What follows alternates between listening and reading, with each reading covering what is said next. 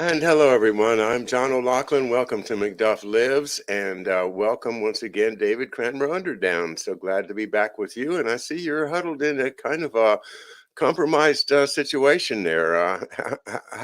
How's everything going other than the lighting situation? Well, I don't keep a lot of food in the refrigerator or freezer, so I'm not suffering the same stress that my mom is right now because she keeps a lot of frozen food, and so we haven't had power since Sunday night, so it's been a little bit of a stretch. Wow, no power. That means you can't watch television. Yeah, I haven't watched TV for a long time. I used to watch a lot of TV, so Yeah, we have that in my house. My wife watches Jeopardy every night. hmm And so I think she might suffer a little withdrawal 3 days without power. yeah. But anyway, I'm glad you and your mom and everybody are fine. And, I'm sure, everything's falling apart in this country, I guess. The Mississippi is, the water's not drinkable. And, oh, man, I mean, it does look like part of a national trend that you're suffering with anyway. Well, let's uh, let's get into some content. I told you before the show. And I've been talking about this. I've been rereading Devil's Chessboard, David Talbot's book, and one of the things that struck me recently. I'll start by saying that with Henry Luce, Claire Booth Luce, and Alan Dulles, there was this kind of a clique that they were called themselves the American Century. And in 1941, Henry Luce wrote an article in which he's extolling the exerting upon the world the full impact of our influence for such purposes as we see fit, and by such means as we see fit. And in fact, Luce was calling for the United States to replace Britain as the new world empire, not by holding overseas territories, as in the passing colonial era, but by flexing its military, commercial, and cultural strength. And after that, I'd like to add this other excerpt, and then we'll get into the discussion. And this is about the Guatemala coup. The coup in Guatemala was the first coup that was run by the CIA. But it wasn't really for the United States, it was for the United Fruit Company. And I was reading about this the other day, and just a little bit I'd like to share with you and the audience because I had no idea how deep this relationship was. But here we go. The powerful influence of the United Fruit Company could be felt throughout Washington, where the company had high placed friends and stockholders in both parties. The company's advocates were scattered throughout Congress and the foreign policy establishment. One would have to go far back in time to the 17th and 18th centuries when the Dutch East India Company ruled a far flung empire with the power to make war, negotiate treaties, hang convicts, and mint its own money to find another corporation that wielded such clout. United Fruit was especially well connected to the Eisenhower administration. As the agribusiness giant began lobbying the White House to overthrow Arbenz, Walter Bedell Beetle Smith, the president's trusted friend and Undersecretary of State, was seeking an executive position with the company. After the coup, he was named to United Fruit's board of directors. Henry Cabot Lodge, who argued the United Fruit case against Arbenz as Eisenhower's UN ambassador, belonged to one of the blue-blooded Boston families whose fortunes were long entwined with the banana company. John Moores Cabot, who was in charge of Latin American affairs at the State Department, was the brother of United Fruit's former chief executive. Even the president's personal secretary, Ann Whitman, was connected to United Fruit. Her husband was the company's public relations director. But United Fruit had no more powerful friends in the administration than the Dulles brothers. Dulleses had served as United Front's lawyers from the earliest days of Sullivan and Cromwell. On the eve of World War I, young Foster made a discreet tour of Central America on behalf of United Fruit, which was growing concerned about labor unrest and creeping Bolshevism in its tropical empire. Upon returning from his corporate spy mission, Foster made a confidential report to his uncle, Robert Lansing, who was not only a former counsel for United Fruit, but President Woodrow Wilson's Secretary of State. I could go on and on and on, but the idea that there is a power center in the United States centered around these white shoe Republican law firm types with Dulles, Henry Cabot Lodge, and the the idea that they were actually thought of themselves as so powerful that they could overtake Great Britain as the dominant empire of the world kind of goes against what I understand, that their whole all of their financing, it all comes back from the British banks and other European financial houses like the Rothschilds. Um, that is a big question in my mind. Is it was there in the 50s? Is there now? Has there been a real rebellion against British financial power? Has the Wall Street, and perhaps with California and the rest of the power centers, come together in some way that they can actually challenge that City of London power, which, although it's a small island, it's been there a long time, and they've been able to rip off the wealth of a great portion of the earth. So that's the big question. And the other thing is, of course, you're the one that first compared United Fruit Company to the Dutch East India Company, and I think that's a company that people have heard of the British East India Company, but the extent of the Dutch East India Company in Indonesia and the amount of wealth that they have gathered into Amsterdam and their stadtholders is also huge.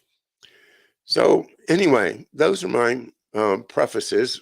And what are your thoughts? Do you think is there an American versus Britain, or has this whole Atlantic Council thing kind of just smoothed over that, and we're now back making America, Great Britain again together? Well, my initial reaction to that is that I don't see the great separation between that level of the British elites and the American elites. I look at the structure of the OSS and the SOE and their partnerships during World War II, and then sort of this is to me the extension of a lot of those relationships, because if you look at the Middle East, they did the overthrow of Mossadegh in I think 53, and then they did Egypt in 54, I think before Guatemala. But as I was telling you before the show, I've been reading the Burying the Boys book, the Daniel Hopsiger book, and what he said about this PB success operation, which was the Guatemalan overthrow, was that this CIA group, the people that you mentioned, they hedged their bets on these overthrows. They also put people in Laos and in Vietnam in that era, and I really think that what he talks about with sort of an unmentioned character that historically should really be studied is George Duell. And George Duell was the man that worked with Charles Cabell and set up the civil air transport. Because when you talk about Luce, he's born in China. He comes to America and becomes his dad is a missionary. His dad is a Yale in China missionary, and then you have Luce come over to the United States, and apparently the Chicago Tribune, McCormick, Cyrus McCormick's widow, falls in love with Henry Luce and wants to pay for his school, and sort of all this intrigue.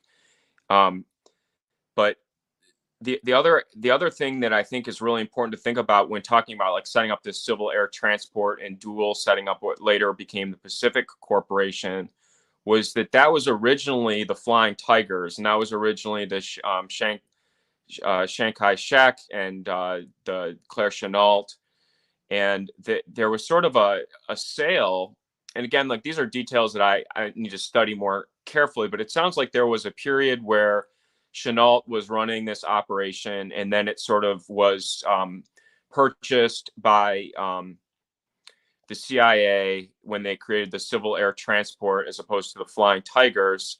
And that was George Dual and Paul Hellawell that were the people that sort of set that up as a sort of like a shell corporation. As Daniel Hopsker explains it in his book, he says that George Dual set up the largest aviation company in the history of the world, and that it had more employees than the CIA, and that it was basically, running above board merchandise, but also the drugs and weapons and sort of all these intrigues that, these overthrows that we talk about, like PV Success in Guatemala, and partnering with United Fruit. So I think that there is that long history of the Dutch and the English and the Royal Navy controlling the ports and the sea and doing their commerce on those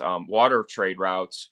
But I think this era really was the establishment of the aviation air routes and the airports, and then getting the same resources, getting fuel, to the airports, being able to set up global supply chain through aviation. I think that's what this really was about.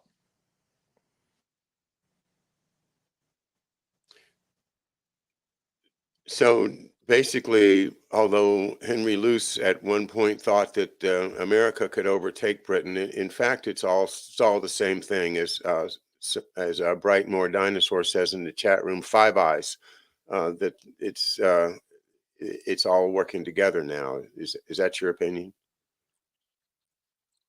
I mean, I think that there are factions within. I do think that what you talked about yesterday, and how there are these sort of old legacy banks, and they partner with each other on some deals, they fight each other on other deals. I think that's true. Luce is somebody that I've really have looked into quite a bit. One of the intrigues of Henry Luce is that he, when he was at Yale, and he was friends with Henry Britton, who later starts the Time magazine with. When he was there apparently was some system where they would get points to become the head of the Yale newspaper. And there was a guy from Grosse Pointe, Michigan, that was in that mix named Alger Sheldon. And he was somebody that Luce and Britton went to Grosse Pointe and were at his house. And when Wilson declared World War I, they were actually in Grosse Pointe, Michigan. And of course, that's interesting to me because the summer my mom was pregnant with me, there were these murders in Oakland County, Michigan, where I live. And this is like one of these like great mysteries is, it's an unsolved four kids in Oakland County die. One of the victims was the son of the law partner next door to our next door neighbor. And this is like something that, there was never they never did like a big investigation into it. Again, this was like before I was born, but the person that was sort of fingered for this last name was Sheldon. And he was known as somebody that was a,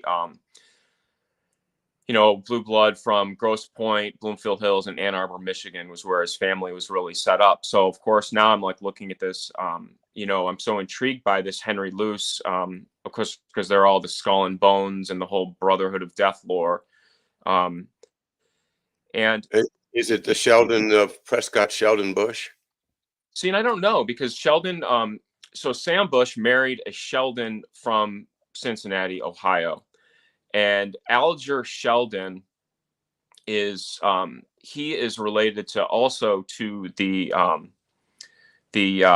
Alger that's Frank Alger, that was the Secretary of the Navy under McKinley, and he was got into fights with I'm trying to remember the person he got in the fight with, but there was a big thing when he was Secretary of Navy where he somebody was assigned to become the ambassador to Hong Kong that he didn't agree with, and he basically resigned. But he was like a big industrialist from Michigan.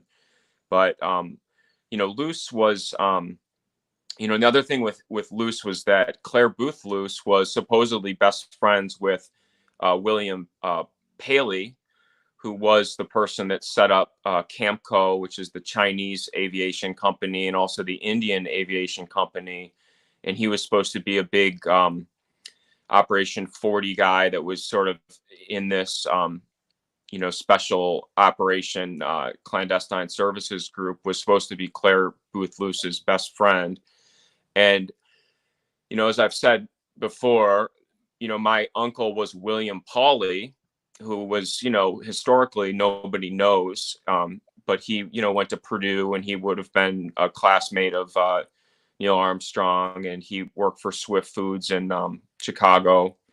So I always have this weird thing, like, is there a connection to William Pauley, my uncle, that I actually never met, and William Paley, who was the CBS head, and then William Pauley, Pawley, who's this like aviation guy that grew up in, I think, the Dominican Republic originally, and was like, Alan Dulles' best friend also. So there's all these intrigues because the other Pauley is Edwin Pauley, and he was born in Indianapolis, and then he, of course, becomes business partners with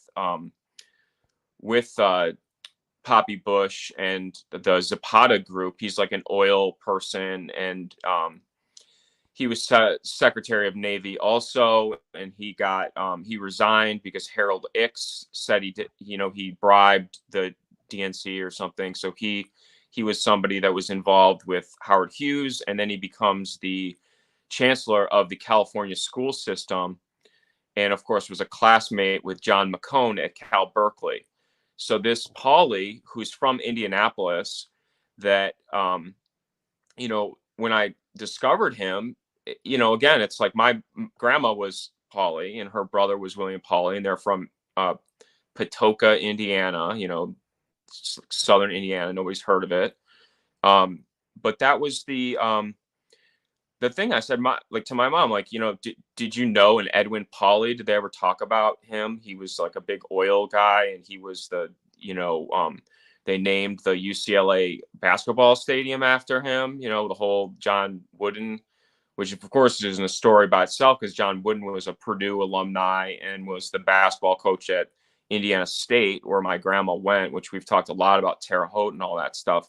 So it's not like crazy that that there'd be a connection there. But again, it's like the story of my life. It's like, why are all these characters, my immediate family are sort of like basically all unknown, but they are all just like around all these like super intriguing characters. And of course, if you go back far enough into the 18th century, Edwin Pauley's family is from Pittsylvania, Virginia, and that's where my grandma's Pauley's, and also my grandpa Key, who married my grandma Pauley, his family is also from Pittsylvania, Virginia. Whereabouts is Pennsylvania, Virginia?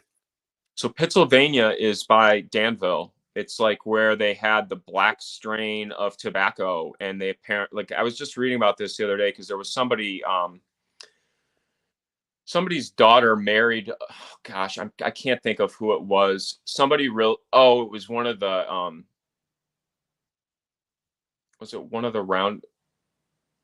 It wasn't Curtis. So I'll have to look it up. But somebody married the daughter of this tobacco farmer from Danville that was a British big in British intelligence person. And I can't remember exactly which character. I'll have to look it up because it was new to me. Well, yesterday, talking to Anton Chaikin, one of the things that resonated with me was he talked about Geneva in Switzerland as having been basically a city state. That is a city that runs itself kind of like a Athens or a Sparta, and in thinking about how that model could apply to the three famous city states of today with Washington, D.C., the city of London, and the Vatican City.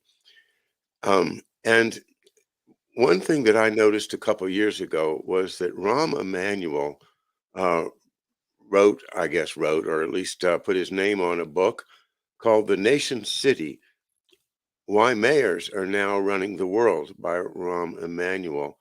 Um, it's wasn't a great seller.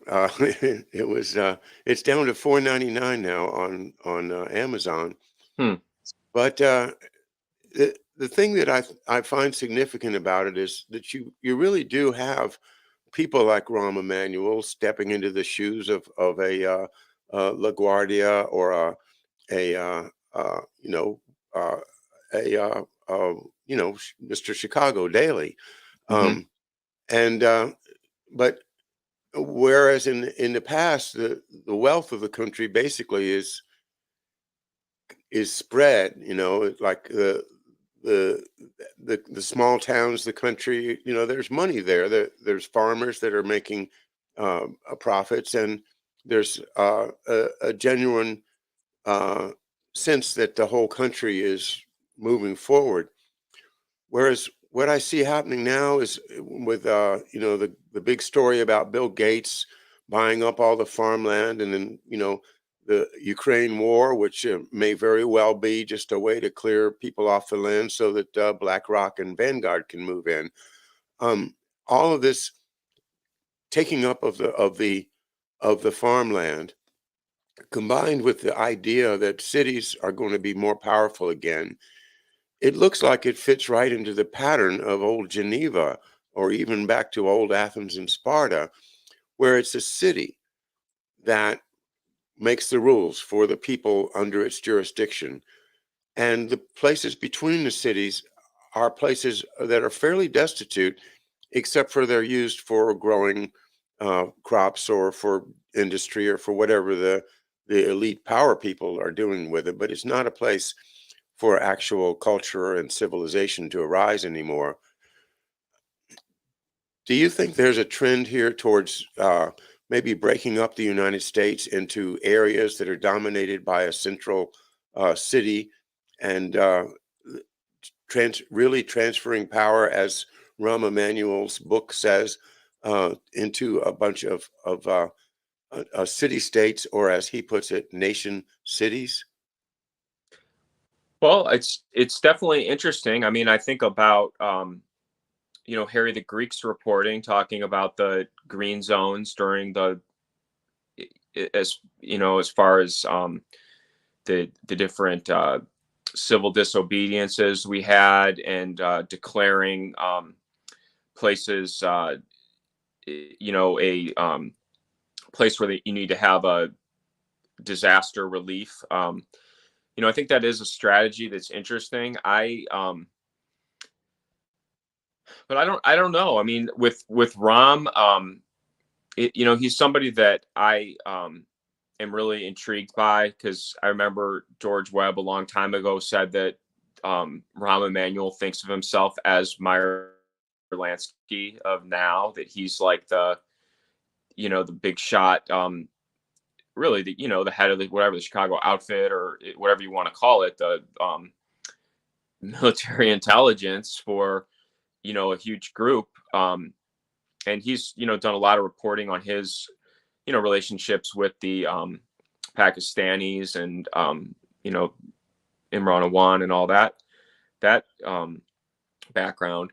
But I don't know. I mean, I honestly, it's so hard for me to analyze like what the overall plan is. It does seem like it's just, to chaos. They just want to have a million um, things to get you, destabilized. Sadly, the sort of Phoenix program style idea where people are just confused and scared and agreeable to changes to things.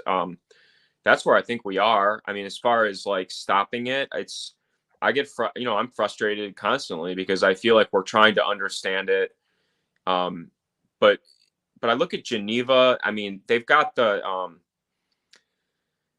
sort of the free trade zone. I mean, you talked about the city of London, you talked about DC and these different areas that are, or Vatican City, like these areas that are their own, have their own sort of diplomatic city state. I mean, I don't know if we're going to that, but I think the Phoenix program is a model to look at. I mean, we talked about, the beginning at the top of the show, the um, coup in Guatemala, and a lot of the people that were involved in that become the Phoenix program. And of course, the Jam Wave group, which does the Mongoose, Operation Mongoose, a lot of them are alumni of the Phoenix program. So, is that the roots of where we're going? I hope not. But at the same time, I'm not, I'm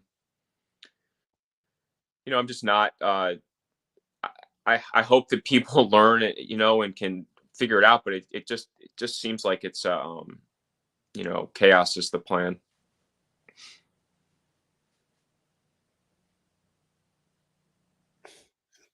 I had a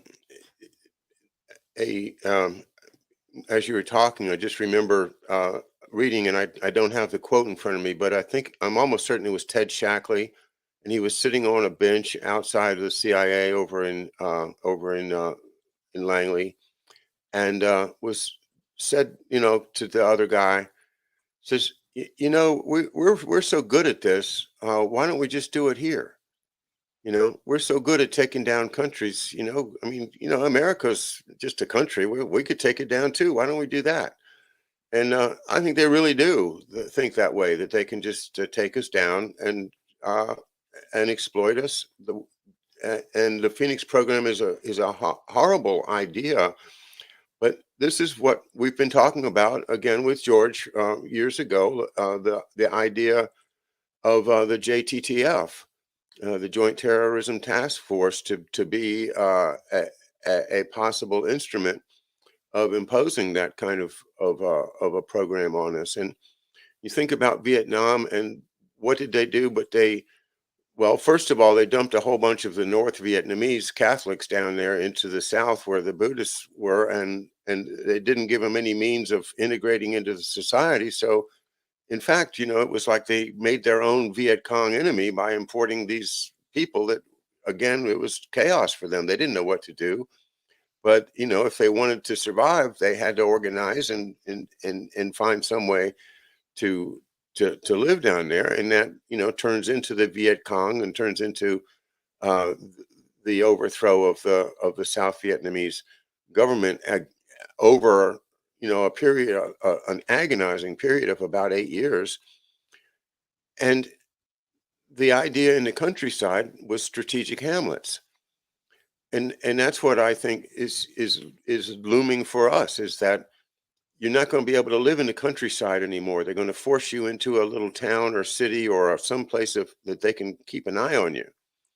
And to me, it's like, yeah, make these little cubicles for everybody in the cities, and you live in your little 9 by 6 foot cubicle, and and then you go to work all day long, and then you come home and get in your cubicle and hook yourself up to the internet and watch all kinds of crazy stuff. But you're completely a prisoner, and you're under observation 24/7. That is the dystopian future that we all are working to stop, those of us that are aware of it. Um, we're trying the best we can to wake people up to say, hey, one of the things, another thing I got from Anton Chaikin yesterday is a real appreciation of the fact that, that money is important. You can't you can't make a lot of progress without money. And while the idea of fiat currency sounds like, oh, that's a ripoff, that's a bad thing. I had totally forgotten until he mentioned it that the British colonies in the 1760s developed their own currency, which was a fiat currency. It didn't have any real backing to it, and people used it, and it was one of the reasons that the British cracked down on us, because they didn't want us to be able to develop our own currency. Well, I think Mr. Chaikin is making a good point, that those of us who are against the bad part of our money system need to keep in mind, and that is, you do have to have some kind of means of exchange, and you have to be able to invest, and you have to be able to borrow in order to create industry or any type of progress. Um, what do you think about our financial system, and is it going off a cliff, or is it just going to keep on floating along during our life, and you know just another trillion here, another trillion there? You and I might be able to survive on our little bitty amount of whatever we make, compared to the billions and billions that the elites are making. We might be able to have a decent, nice life. Maybe they can keep on kiting the checks among one another for the rest of our lifetimes, but I kind of doubt it. And I think we need to start thinking about what's going to follow. How do we prevent a disaster? And what are your thoughts about how to improve the financial system? Well, as we one of the first times I met you, that was one of the things that I explained, is that part of the reason that I've, been frustrated my entire adult life basically is because I really studied tried to understand I was a very ambitious, wanted to understand how the system worked. I was always been somebody curious about how systems work. And right away, right when I took my very first basic finance class and started doing financial modeling, I saw right away that if you make these long-term projections, you can really make massive changes just based on small percentages of interest rate. And so and that was, I was really interested in doing security analysis. I mean, I literally read like the Ben Graham book, Security Analysis. I love reading the Warren Buffett stories, and about his ideas for using logic and basic financial metrics to evaluate companies.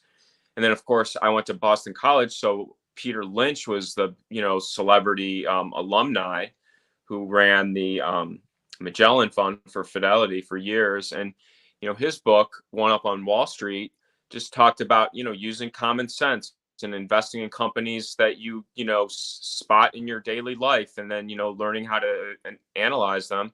And so I feel like I followed it quite a bit. I had a job at Munder where I worked in an equity trading desk, so I saw sort of the guts of how a money manager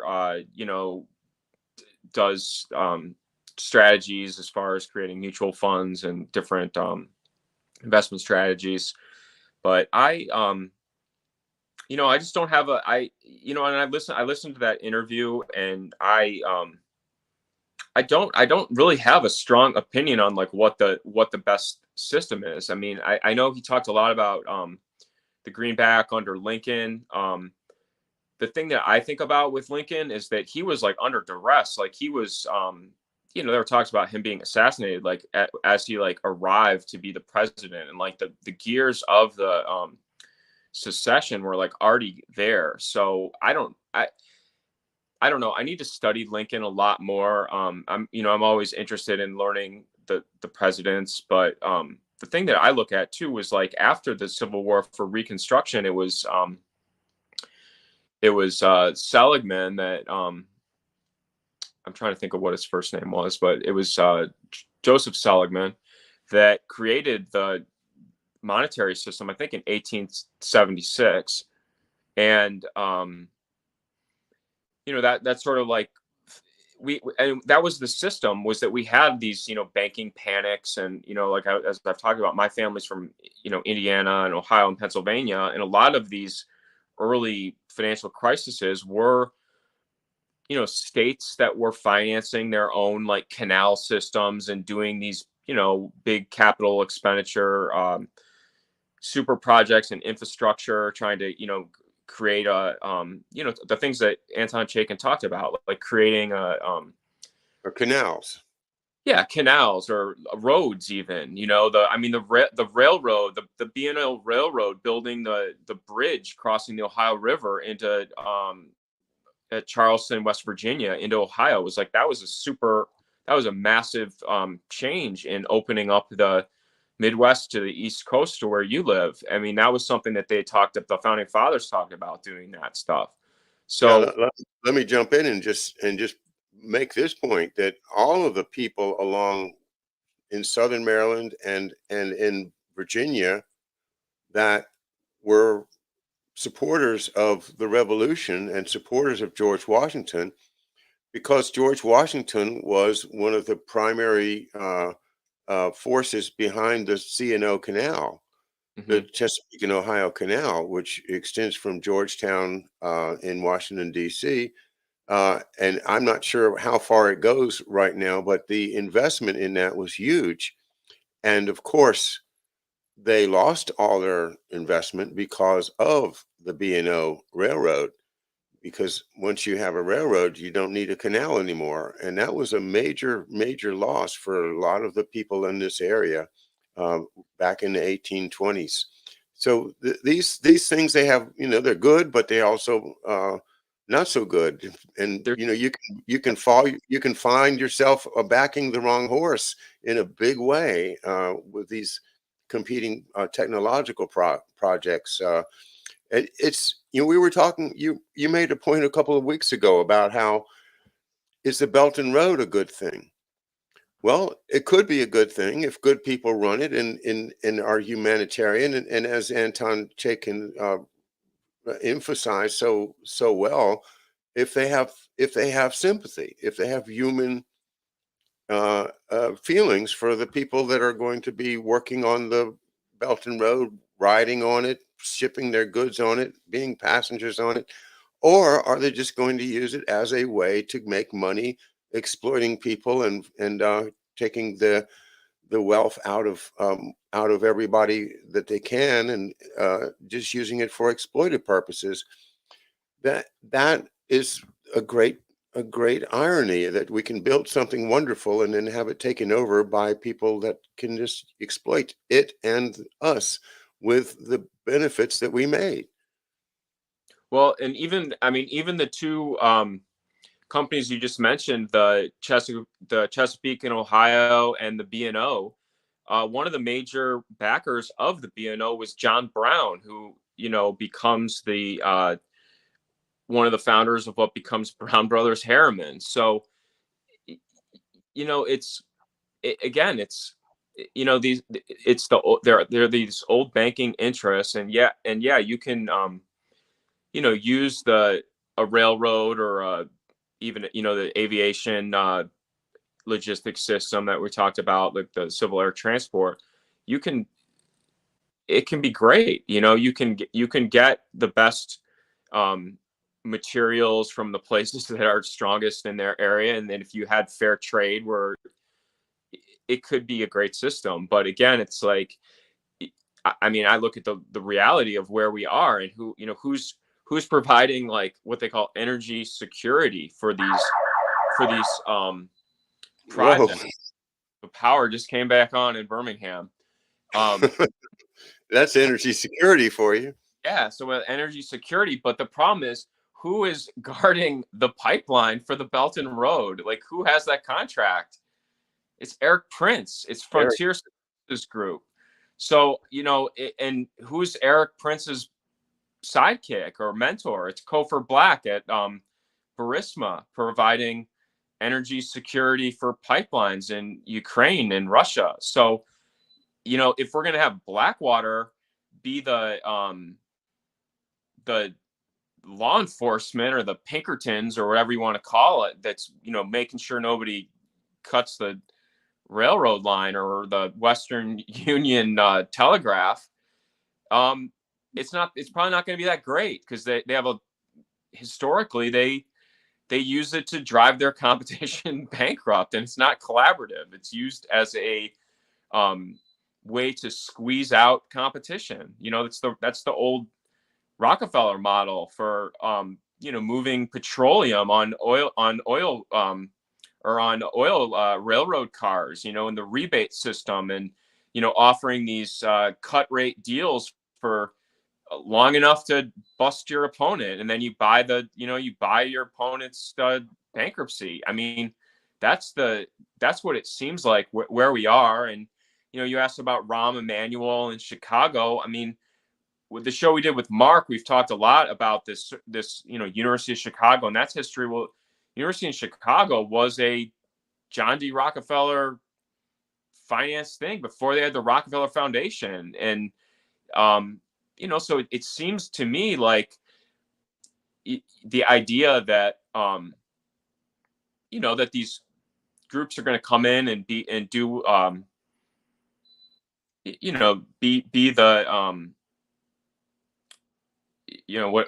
how do you describe it there, that they're empathetic or sympathetic to the struggles of the average person that has zero power to really move the needle at all. I mean, that was what Daniel Hopsiker talks about in the PB Success, the overthrow of Guatemala. Was the CIA and the United Fruit Company made a decision that the peasant farmers that were supposed to get a small stake of land from the United Fruit Company's old territory, that they were at too great of a risk of becoming communists, so they need to be stamped out, and we need to have United Fruit Company in charge here, and we can't have peasants with their own land. They could become commies. That's where I think this business of totally leaving individual rights off the table, that's where it breaks down.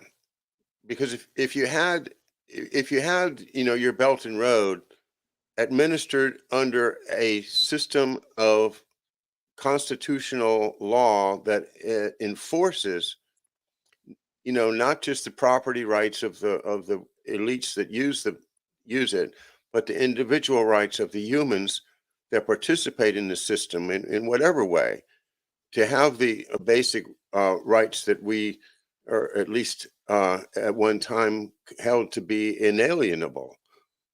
And if we could have a constitutional system overriding this new industry or transportation system or whatever it is, that within a nation that has respect for its own founding documents and can enforce them for every individual, no matter what class, no matter how, where, everybody has inalienable human rights. If we can start from there and build out from there, then I think we can fulfill the promise that our country still holds. You see what I'm saying? I think so. I mean, I've always been part of my great frustration is that I feel like the people that I've personally known, even people that are in these United Fruit circles or whatever, or you want to call it, General Motors, Ford, like whatever, Rand Corporation, the people I know personally are not, I mean, they're very normal acting. I mean, I don't know if they, just put on the show or whatever. But I feel like I'm pretty good at sussing things out. But I feel like nobody wants to be the bully or certainly not the poisoner. I mean, you look at Guatemala and you look at the syphilis experiments that were done down there, and the idea of getting penicillin as something that, again, another monopoly product, and also the idea of creating a control mechanism of public health and wellness. There's a lot of diabolical elements to this stuff, and I think most people wouldn't be on board with it, and that's why I'm so deeply frustrated, is that I do think that most people would not go along with it. But again, it's like, here we are, and I feel like it's just mass chaos, and people want to cheer for their favorite leader and support them, and I feel like not be objective about it. But again, I think most people like the idea of the inalienable rights, and the idea that if you you have an opportunity to build off your skills and have success. And I mean, I'm not against people being more successful than other people if they have good ideas or ambitions. And I mean, I'm not against the capitalist system, but I also think that it's very mislabeled. We've had a lot of PR where it's just like, they just give the buzzwords. But again, if you look at the way the system is really organized, it's a fascist system. I mean, we have a lot of our economy is based on government contracts to private companies. And that is, by definition of an economic system, that is a fascist system. And that is, again, like historically, your interview yesterday, Anton Chaikin talked about how Roosevelt is his, that's his guy. He loves Roosevelt. He puts the sign out for, FDR, 4 more years of FDR. But I look at FDR, and of course I'm, being from Detroit, I feel like that a lot of, Detroit was destroyed in the result of the Depression, and then, later the race riots in the 60s. But I feel like Roosevelt, he had this pretext of, we need to save the Western society for World War II. And again, like the systems that he talked about, I mean, it's crazy, but one of the major drivers of that was William Knudsen, who was a Ford Motor guy. He was General Motors. He was on the War Industry Board with Bernard Baruch. He was a guy that lived in Birmingham, and I've name dropped this a lot, but his grandson was my dad's classmate and was in his wedding. Like he was the person that came up with the idea of the arsenal of democracy, and using the ingenuity and mass production, and as people have talked about, bringing energy sources to these factories to and again, like the idea is war and domination of another country with force, is that where we should be putting our resources, and could they be repurposed for things like transportation, logistics networks, or better farming techniques. I mean, it just seems like all this stuff, all these ideas, which I feel like everybody would be on board with, are in our specific case, a lot of them I feel like just got dropped under the National Defense Research Council or committee that became the Manhattan Project. And sadly, a lot of it was down in Dayton, Ohio, down at the Dayton Project. That was where you had your Delco people, which was Edward Deeds and Charles Kettering. You had Harold Talbot, who was the uncle of Strobe Talbot. And then you had Charles Thomas, who was the chief scientist for Monsanto Company. They were all at the Talbot family Runnymede Playhouse, is what they called it. And it was called the Dayton Project, and they were working on the explosive lens, or the, what do they call it? The explosive lens. They were working on plutonium, and these are guys that go on to run Oak Ridge. So this was, and then of course Kettering ends up, it's Sloan Kettering. So as much as I want, and of course they were also the tetraethylene group, because General Motors and Standard Oil of New Jersey, that was the tetraethylene group that was dealing with the Luftwaffe, and of course the Rockefellers were dealing in petroleum with everybody. So it's the history of it is terrible, and as much as I want to I want to support all of the ideas of the Constitution and the Bill of Rights and people having confidence in our system. I just feel like that the PR and sadly all the intelligence, military intelligence propaganda has just scared everybody, and we're just all hopefully learning fast. But again, I just feel like the message is not out there, and that people still want to just sort of revert back to the,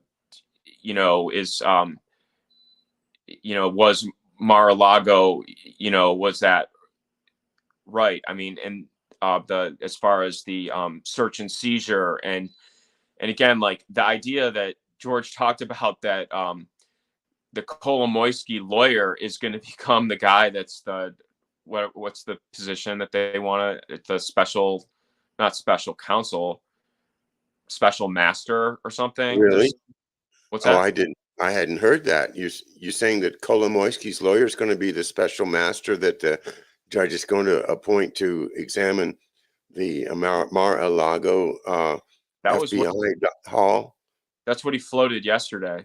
Wow. So it's just like, I don't know. I mean, I keep going back to, Trump bought, the Meyer Lansky assets. I mean, you said your wife loves to watch the Jeopardy, but that was the Merv Griffin was, he didn't just create Wheel of Fortune and Jeopardy. He also was a Resorts International guy with Michael Milken. So, these things are, they put, likable character. I mean, Merv Griffin, I didn't really know or watch his show ever, but I just look at these.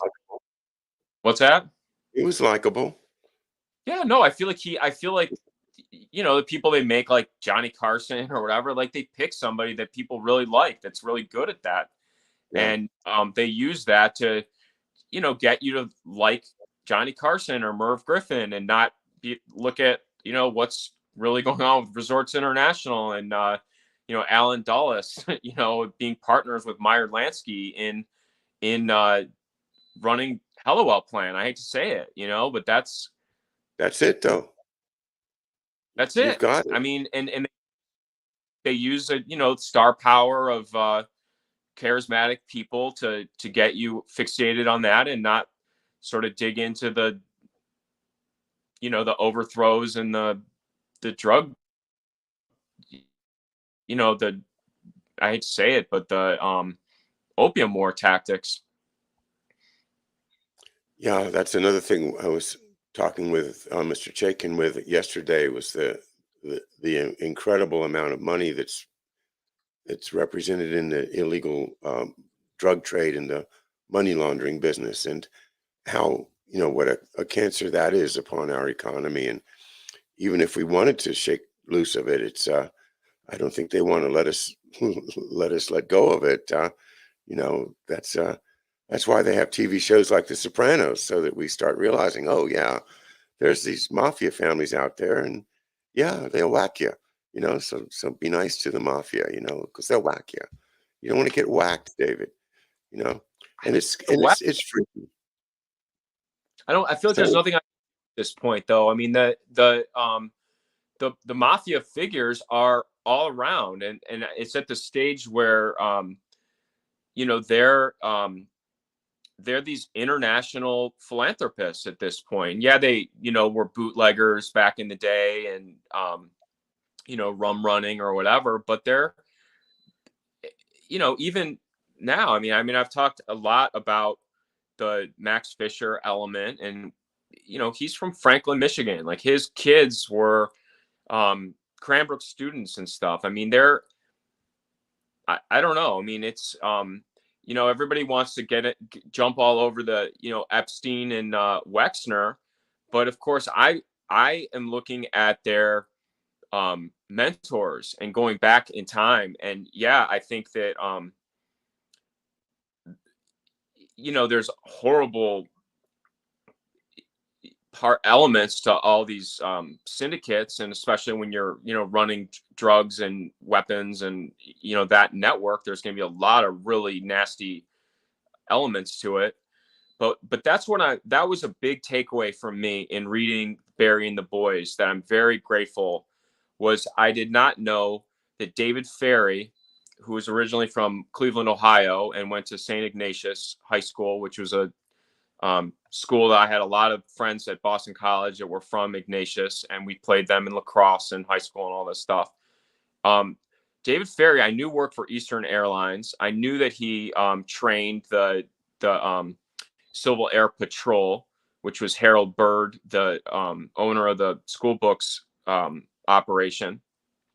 I did not know that David Ferry worked for Southern Air Transport, and that was a very big drop for me, because Southern Air Transport was the airlines that was involved with, you know, the Oliver North and the Sandinistas, and the plane that got shot down was a Barry Seal aircraft that sort of kicked off the Southern Air, or the Iran-Contra scandal.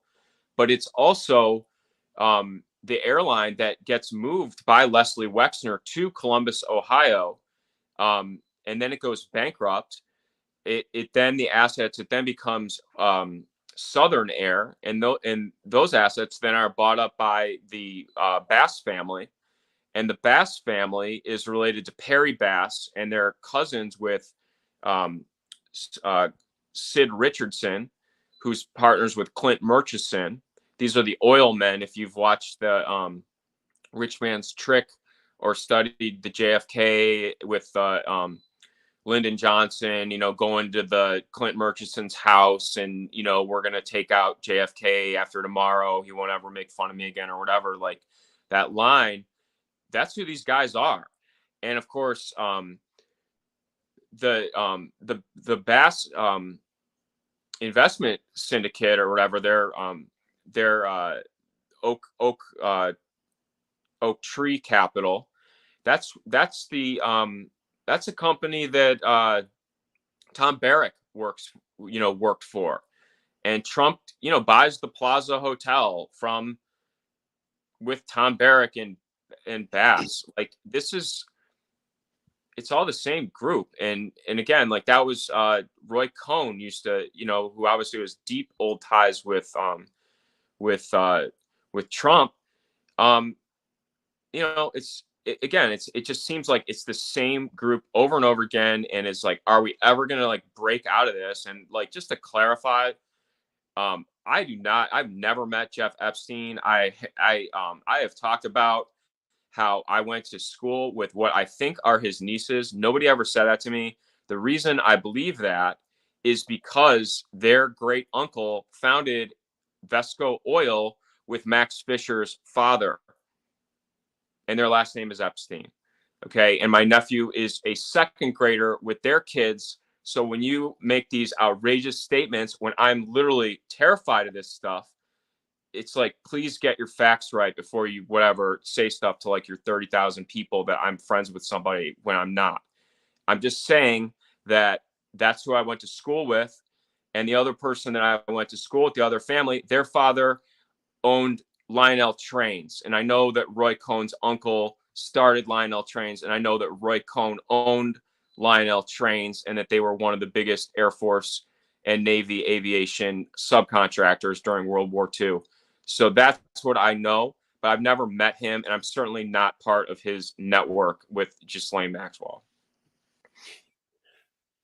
I saw that what you're referring to, and the person who I won't name was really, really off base. And uh, you know, I mean, I feel like, if if you wanted to, you could take legal action over something like that. And she's lucky that you haven't.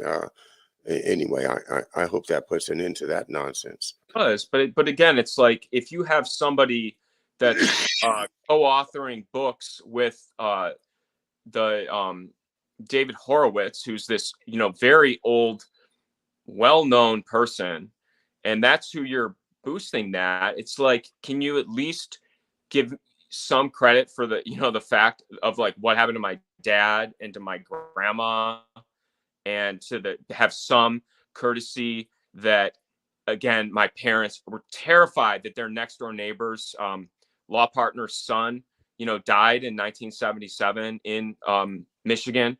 Like, these are the people I grew up around.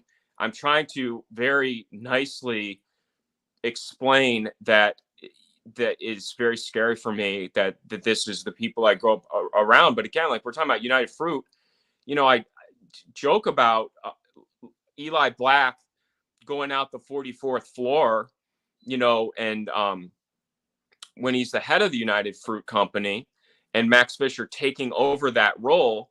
But I try to make, I try to say it, but the reality is he grew up in Franklin, Michigan, like a couple miles from here. His family all lives around here now. My nephew goes to school with his relatives, and so it's something where, like, I'm trying to be helpful to people that are authors and investigating this stuff. So when I say things like, um, Ivan Boesky was a Cranbrook student and his roommate was Max Fisher's future son-in-law, to me, I'm trying to give a data point to people to help them to put together a network, and not say, look, I'm trying to steal your thunder about, talking about the Guinness for Shares scandal that involves distillers and Commercial Solvents Corporation, which we've been talking about with Chaim Weitzman in Terre Haute, Indiana, where my grandma went to college at Indiana State. So when I talk about this stuff, it's because I have personal knowledge. I'm not trying to, take away from your work or whatever. I'm trying to help. That's what's very frustrating. And I feel like, my dad's scenario was a lot like yours. It's talking about empathy. I mean, to lose a parent like at that age is hard. And it happened to my grandpa also. He lost his dad when he was 14 years old, and then he gets sent off to the sanitarium with a collapsed lung. And, so, and maybe my family is, nobody knows them and they're not whatever, but it's very hurtful to me when it's a clear, they're just using the Kagan and Crystal and all of the Yale fellows group, and they're just trying to like dance around it or whatever. It's just, to me, it's just cheap, and it's deeply offensive to me, because all this stuff is really personal to me. And when Anton Chaikin talks about being empathetic to people and having love as your basis of operating, I'm trying to do that. It's very hard because these things are not written out. There's nobody knows any of these characters, but they're all my family, so it's very personal. All right, and duly noted. And you certainly have my empathy, and I I hear you, and most people do. There's some we've been under this spell in this country that I think goes back to Walter Lippmann and Colonel House and the that whole atmosphere in the early 20th century, that we are the special people that are going to run things behind the scenes because the general public is incompetent to do it and they need us to do it for them. And so we are going to spin a narrative. and they've been spinning this narrative and spitting it out at us through the press that they own and control, and the airwaves that they control, and television and movies and everything that they can send us to support their narrative. But their narrative is fake. And, we are being induced to be participants in a play. Shakespeare said it, all the world's a stage, and all the people in it merely players. Well, is that really true? I mean, is that the life that we are supposed to be living? No. We're trying to live a genuine life here. And you have people like that person that took that really vile liberty and shot at you on Twitter, David. And I realize that these people are making their living doing this. That this is you and I, we're not making a living doing this. But this person, she has deadlines, and she has contracts to fulfill, and she has to write. And she even complained to you about how she spends so many thousand hours a day doing her work. And she just, well, at any rate, I think that you've made your point very well here on this show, and just keep standing up for yourself.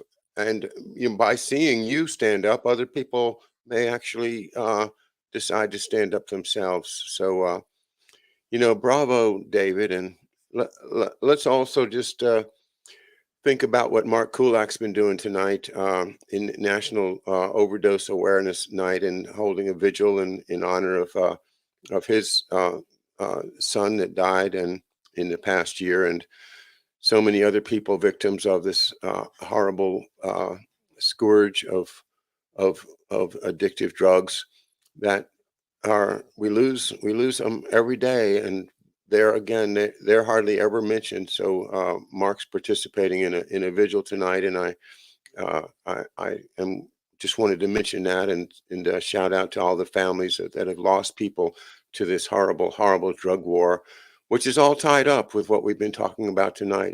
It's all part of the sad perversion of what really could have been a great country, and maybe it still can. I hope so. I hate being so negative as far as the analysis of it, but it's I just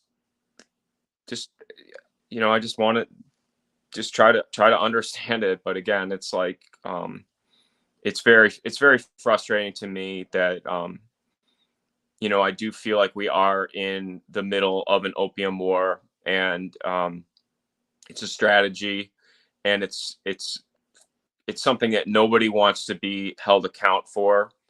And sadly, it's that's one of the takeaways of Dan Hopsicker's book, is that the group that runs these operations it's not that many people.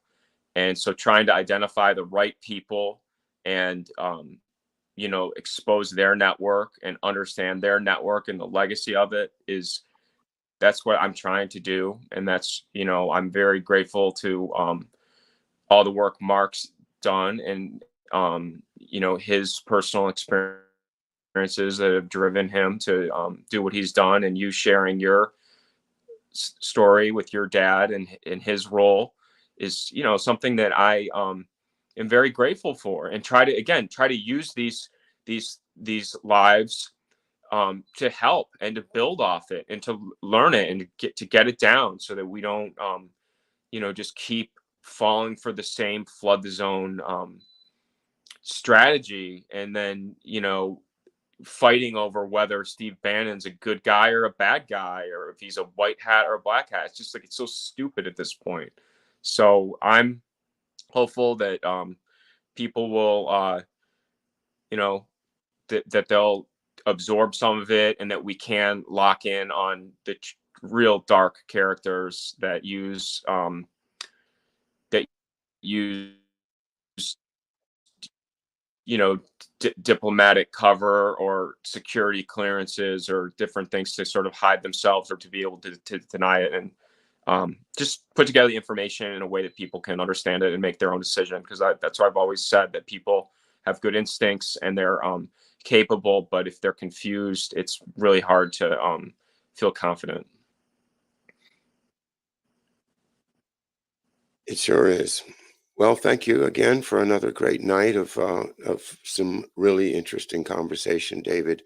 And keep your chin up because, gosh, it's true. If you do believe that if they're right, if they're right, then they're right. Then go ahead, take my stuff, shoot me, I don't care.